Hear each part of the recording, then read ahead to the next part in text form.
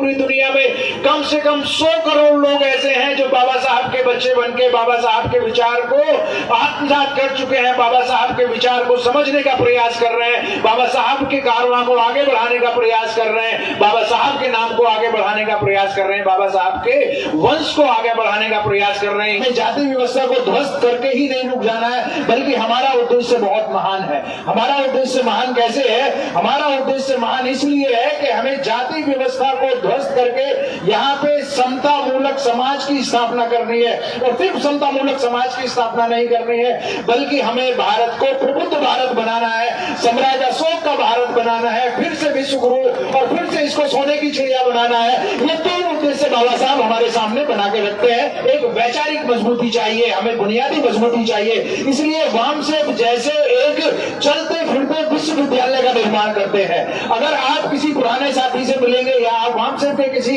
कार्यकर्ता से मिलेंगे तो वो वामसेव का कार्यकर्ता किसी प्रोफेसर से कम नहीं है। भारत के चाहे इतिहास की बात करिए, भारत की चाहे संस्कृति की बात करिए, भारत की चाहे पहचान की बात करिए, किसी भी मामले में कोई भी अगर कैटेगराइज्ड व्यक्ति है तो वो किसी विश्वविद्यालय के प्रोफेसर से कम नहीं है। और कहते हैं कि आपको अंधविश्वास को समाप्त करना है, आपको जितनी भी कुरीतियां हैं उनको समाप्त करना है। जब आप बुद्धिवादी हो जाते हैं, जब रेशनल तरीके से चीजों को सोचने लगते हैं, जो बाबा साहब हमें समझाने का प्रयास करते हैं, बुद्धिज्म सिर्फ एक धर्म नहीं है साथियों, इस चीज को समझने की जरूरत है। बुद्धिज्म एक धर्म नहीं है, बल्कि जीवन जीने की एक पद्धति है, वैज्ञानिक पद्धति है, लोकतांत्रिक पद्धति है। बुद्ध जो है वो हमें सामाजिक क्रांति के रूप में, सामाजिक सांस्कृतिक राजनीतिक क्रांति के रूप में सामने आते हैं।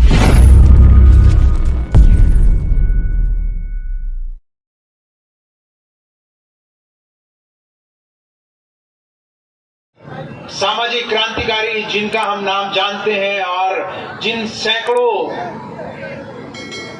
बलिदानियों का नाम हम नहीं जानते, उन सबको अपनी पुष्पांजलि अर्पित करते हुए यहाँ पे उपस्थित हमारे सभी विद्वज्जन, सभा स्थल पर उपस्थित सारे साथी एवं विशेष रूप से वो सभी साथी जिन्होंने इस भव्य आयोजन को करने का प्रयास किया है, जो इस कार्यक्रम को आगे बढ़ा रहे हैं, उन सभी साथियों का अभिनंदन करते हुए मैं अपनी बात शुरू करूंगा। साथियों, बाबा साहब डॉक्टर भीमराव अंबेडकर साहब, जब हम उनके जीवन संघर्ष को देखते हैं, उनके संदेश को देखते हैं और आज अपनी परिस्थितियों को देखते हैं, तो कई बार ऐसा लगता है कि इस तरह का व्यक्तित्व किस तरीके से हो सकता है। एक व्यक्ति इतना बड़ा कार्य कैसे कर सकता है, एक व्यक्ति के द्वारा इतना महान कार्य कैसे किया जा सकता है। अगर इसकी कोई झलक हमें देखनी है तो वो बाबा साहब के जीवन से नजर आती है। लेकिन यहीं से एक आशा की किरण भी लगती है कि अगर कोई व्यक्ति दृढ़ निश्चय कर ले, अगर कोई व्यक्ति प्रण कर ले, अगर कोई व्यक्ति अपनी विद्वता, अपनी मेहनत, अपनी लगन, अपने त्याग, अपने बलिदान, अपनी रणनीति के द्वारा समाज को बदलना चाहे, तो एक व्यक्ति भी इतिहास बना सकता है, एक व्यक्ति भी इतिहास बदल सकता है। ये बाबा साहब के जीवन से हमें भली भांति महसूस हो सकता है, भली भांति हम देख सकते हैं। हालांकि विद्वान लोग ये कहते हैं कि इतिहास अपनी गति से चलता है, इतिहास अपनी गति से चलता है, इतिहास की अपनी एक धारा होती है। लेकिन चंद व्यक्ति ऐसे होते हैं, कुछ व्यक्ति विशेष ऐसे होते हैं जो अपने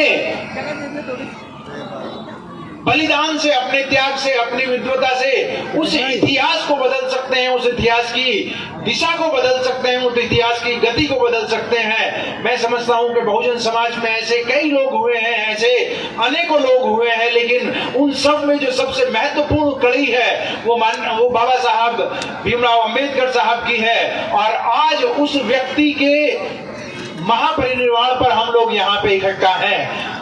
ये हमारे लिए, हालांकि हम कहते हैं बुद्धिज्म में कि जीवन उस तरीके से समाप्त नहीं होता है, जीवन की अपनी एक गति है, जीवन अपने आप चलता रहता है। कुछ लोग जो आते हैं चले जाते हैं, लेकिन कुछ लोग ऐसे हैं जो हमेशा अमर अजर हो जाते हैं। हम कार्यक्रमों में, सभाओं में कई बार ये नारा लगाते हैं कि जब तक सूरज चांद रहेगा बाबा तेरा नाम रहेगा। ये यूं ही इस तरह के नारे नहीं लगाए जाते हैं। इसको जब हम संदर्भ में देखने का प्रयास करते हैं साथियों, आज सुबह ही थोड़ा सा ये बात दिमाग में आ रही थी कि अगर बाबा साहब भी हमारी तरह समझदार होते, बाबा साहब भी अगर हमारी तरह समझदार होते तो फिर उनको अपने 4 बच्चों की जान नहीं गंवानी पड़ती। अगर बाबा साहब भी हमारी तरह समझदार होते तो वो अपने 4 बच्चों के लिए अच्छी शिक्षा की व्यवस्था करते, वो अपने बच्चों के लिए अच्छी हायर एजुकेशन की व्यवस्था करते, उनके लिए अच्छे घर बनाते, उनके लिए अच्छे स्वास्थ्य की चिंता करते, और फिर उनको जिस तरीके से हम सब अपने जीवन को, अपने परिवार के जीवन को, अपने बच्चों के जीवन को सुख में बनाने का प्रयास कर रहे हैं, उसी तरीके से बाबा साहब भी अगर करते तो फिर हम सब के लिए बड़ी मुश्किल हो जाती, हम सब के लिए बड़ी समस्या हो जाती। लेकिन बाबा साहब हमारी तरह उतने समझदार नहीं हुए और अपने 4 बच्चों को और मां रमाई का बलिदान इस समाज के लिए दिया, इस समाज को आगे बढ़ाने के लिए दिया। लेकिन बाबा साहब ने जो बलिदान दिया अपने परिवार का, अपने समाज का, आज साथियों हमारे रोंगटे खड़े हो सकते हैं उस बात को सोच के, किन परिस्थितियों में बाबा साहब और मां रमाई ने वो बलिदान दिए। लेकिन कहीं ना कहीं एक छोटी सी सांत्वना मिलती है, कहीं ना कहीं एक छोटी सी आशा की किरण मिलती है कि ये बात सही है कि बाबा साहब के 4 बच्चे इस काम में खेत हुए। लेकिन आज आप चाहें तो थोड़ा सा खुश हो सकते हैं कि पूरे देश में कम से कम, देश नहीं बल्कि पूरी दुनिया में कम से कम 100 करोड़ लोग ऐसे हैं जो बाबा साहब के बच्चे बनके बाबा साहब के विचार को आत्मसात कर चुके हैं, बाबा साहब के विचार को समझने का प्रयास कर रहे हैं, बाबा साहब के कारवां को आगे बढ़ाने का प्रयास कर रहे हैं, बाबा साहब के नाम को आगे बढ़ाने का प्रयास कर रहे हैं, बाबा साहब के वंश को आगे बढ़ाने का प्रयास कर रहे हैं। इसलिए जो लोग अपने छोटे या अपने पारिवारिक सुख सुविधाओं को छोड़ के समाज के लिए काम आगे बढ़ाते हैं तो फिर समाज भी उनको आगे रखता है। समाज, हम बाबा साहब को बाबा साहब क्यों कहते हैं? बाबा साहब को बाबा साहब हम इसीलिए कहते हैं क्योंकि बाबा साहब मतलब हमारे पिता के पिता, हमारे दादा। ये सम्मान जब हम उन्हें दे रहे हैं, इसका मतलब ये है कि हम उन्हें अपने पिता से बढ़ के भी मान रहे हैं, हम उनको अपने पिता से आगे मान रहे हैं। इसलिए बाबा साहब बहुत महान हो जाते हैं, इस तरह के लोग बहुत महान हो जाते हैं। अब जब ये विषय की बात आती है साथियों कि आज जिस विषय पे बात करने के लिए कहा गया है, बाबा साहब इस बात को 26 अलीपुर रोड में अपने महापरिनिर्वाण से चंद महीने पहले, जुलाई के महीने में इस बात को कहते हैं कि भाई बहुत दुखी थे, निराश थे, कोई बहुत ज्यादा उम्र उनकी नहीं हुई थी उस तरीके से, लेकिन उन्हें लग रहा था कि बहुत बढ़िया स्थितियां नहीं है, परिस्थितियां उस तरह की नहीं है, स्वास्थ्य भी उस तरह का नहीं है। तो इस बात को कहते हैं अपने साथियों के साथ के बहुत मेहनत के साथ, बहुत स्ट्रगल के साथ, संघर्ष के साथ मैं इस कारवां को यहाँ तक लेके आया हूँ। लेकिन मुझे कोई बहुत उम्मीद नजर नहीं आ रही है। अगर मेरे अनुयायी, मेरे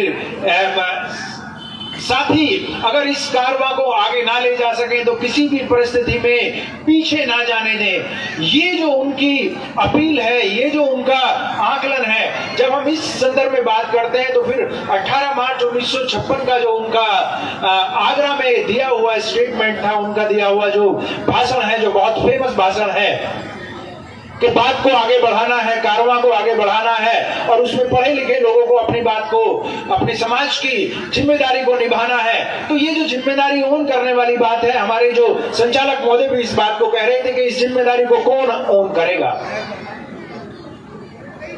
ये कहने के लिए बात थोड़ा ठीक हो सकती है कि हमारे बहुत सारे लोग उस तरीके से अपनी जिम्मेदारी को नहीं निभा रहे हैं।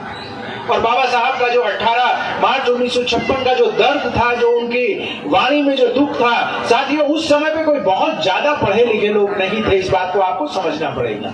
उस समय पे संख्या बहुत सीमित थी, इसलिए हम ये नहीं कह सकते कि भाई सारे पढ़े लिखे लोगों के लिए बाबा साहब ने उस तरह की बात की, बल्कि जो संख्या बहुत सीमित थी वो लोग अपनी जिम्मेदारी को नहीं निभा पा रहे थे। लेकिन जैसे जैसे कारवां आगे बढ़ा, 56 से लेके, मैं कहता हूं कि आज 56 से लेके फिर 64 में, और 64 से थोड़ा और आगे बढ़ के 78 तक आते आते 6 दिसंबर 1978 एक महत्वपूर्ण दिवस है साथियों। 6 दिसंबर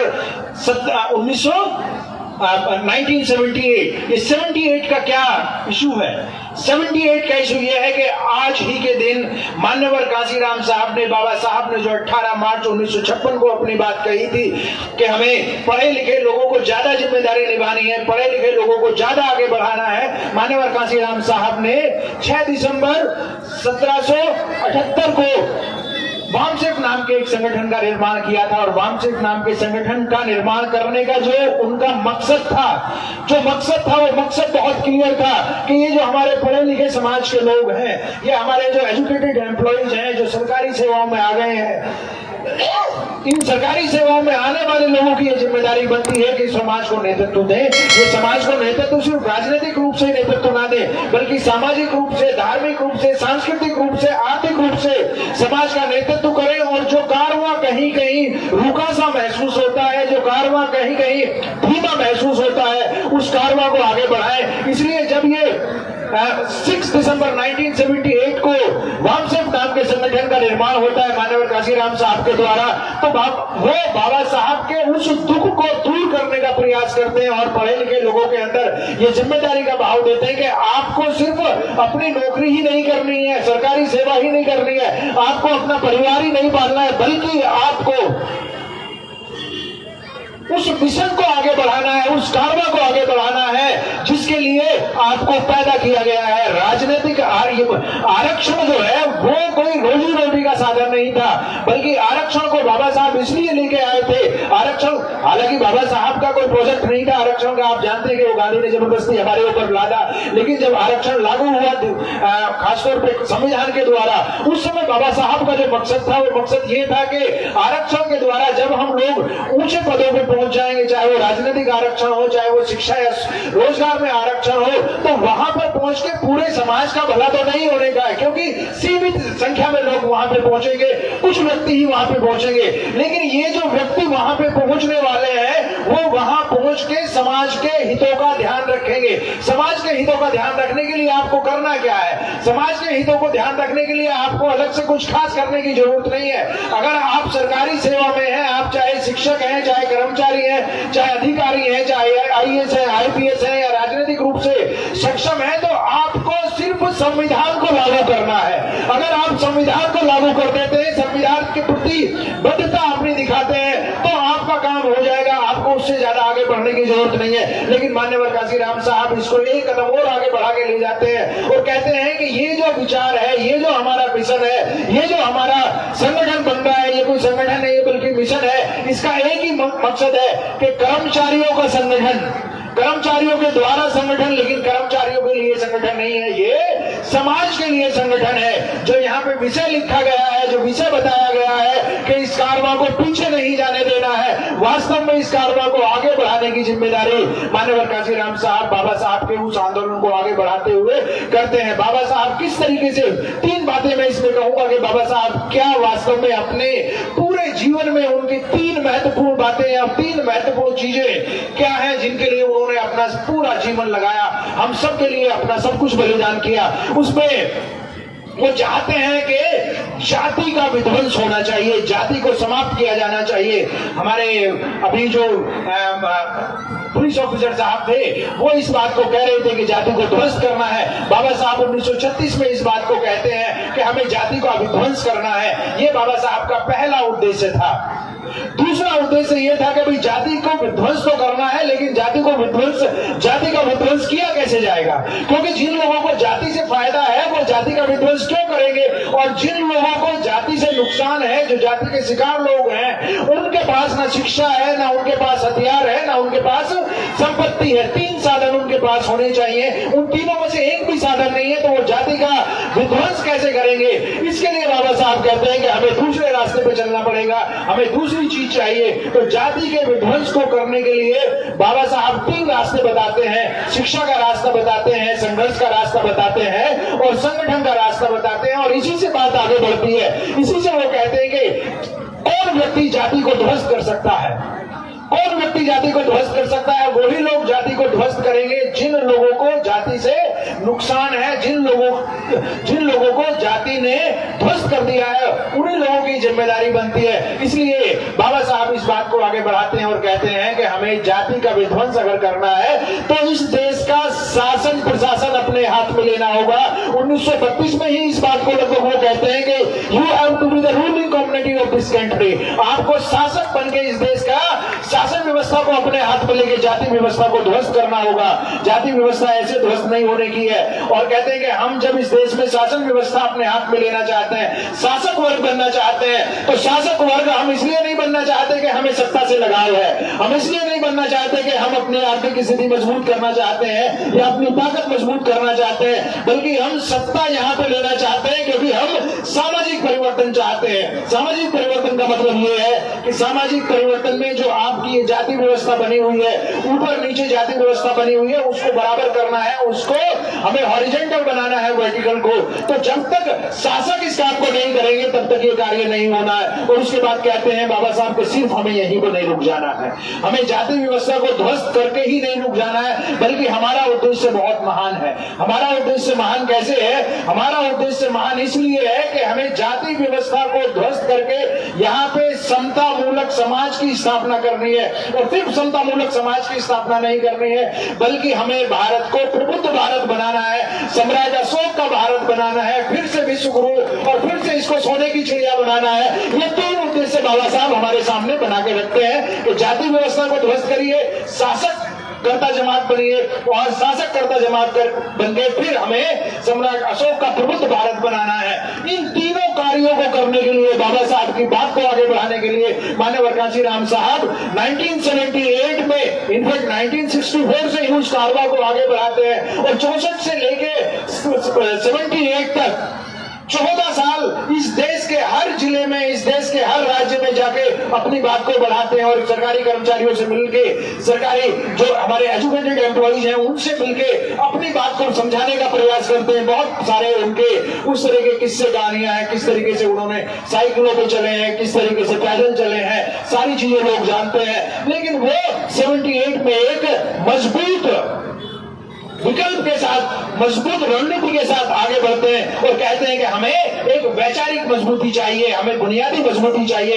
इसलिए वामसेफ जैसे एक चलते फिरते विश्वविद्यालय का निर्माण करते हैं। अगर आप किसी पुराने साथी से मिलेंगे या आप वामसेफ के किसी कार्यकर्ता से मिलेंगे तो वो वामसेफ का कार्यकर्ता किसी प्रोफेसर से कम नहीं है। भारत के चाहे इतिहास की बात करिए, भारत की चाहे संस्कृति की बात करिए, भारत की चाहे पहचान की बात करिए, किसी भी मामले में कोई भी अगर कैडराइज्ड व्यक्ति है तो वो किसी विश्वविद्यालय के प्रोफेसर से कम नहीं है। और हम जानते हैं कि आज की तारीख में दुनिया में ओपन यूनिवर्सिटीज का कंसेप्ट है। तो ये एक बड़े तरीके से चीजों को आगे बढ़ाता है, ये आंदोलन चीजों को आगे बढ़ाता है। और फिर जो दूसरी बात आती है कि भाई आपको जाति व्यवस्था को ध्वस्त करना है, तो माननीय कांशीराम साहब कहते हैं और उनका जो जबरदस्त नारा है, आप सब इस चीज को जानते हैं, जाति तोड़ो समाज जोड़ो। जाति तोड़ो समाज जोड़ो मतलब बहुजन समाज बनाइए। जब तक आप बहुजन समाज नहीं बनाएंगे, जब तक आप जाति को तोड़ के बहुजन समाज का निर्माण नहीं करेंगे, तब तक ताकतवर नहीं बनेंगे। जब तक ताकतवर नहीं बनेंगे, आपकी सत्ता नहीं आ सकती है, आप व्यवस्था परिवर्तन नहीं कर सकते हैं। इसीलिए साथियों, बाबा साहब की बात को आगे बढ़ाते हुए, चाहे वो पढ़े लिखे लोगों के लिए हो, चाहे वो समाज के लिए हो, इस बात को आगे बढ़ाते हुए वो अपनी माननीय कांशीराम साहब अपनी रणनीति के द्वारा समाज में वो जान फूंकने का प्रयास करते हैं। बहुजन समाज को जगाने का प्रयास करते हैं और सिर्फ जगाने का प्रयास ही नहीं करते हैं बल्कि बहुजन समाज के द्वारा सत्ता प्राप्ति के रास्ते को दिखाते हैं और अपने संघर्ष के द्वारा जिस बात को हम बाबा साहब के लिए कहते हैं, मान्यवर कांशीराम साहब भी, एक व्यक्ति अगर चाहे तो अपने दृढ़ निश्चय के द्वारा बहुत कुछ परिवर्तित कर सकता है। मान्यवर कांशीराम साहब ने भी अपने जीवन के द्वारा बता दिया। और वो, क्योंकि हम जानते हैं कि ये मैं अपनी बात समाप्त करूंगा, मान्यवर कांशीराम साहब जब हमें समाज को जोड़ने की बात कर रहे हैं तो वो हमारे सामने जो यहाँ पे आप देख रहे हैं, जितने हमारे 5, 6 या 10 लोगों के जो चित्र यहाँ पे लगे हुए हैं, बल्कि कांशीराम साहब कहते हैं कि देश के अंदर लगभग 150 ऐसे क्रांतिकारी हैं। इन क्रांतिकारियों ने देश के हर हिस्से में, हर राज्य में सामाजिक परिवर्तन के आंदोलन को चढ़ाया है, लेकिन हम उनको जानते नहीं है, हम उनको पहचानते नहीं है।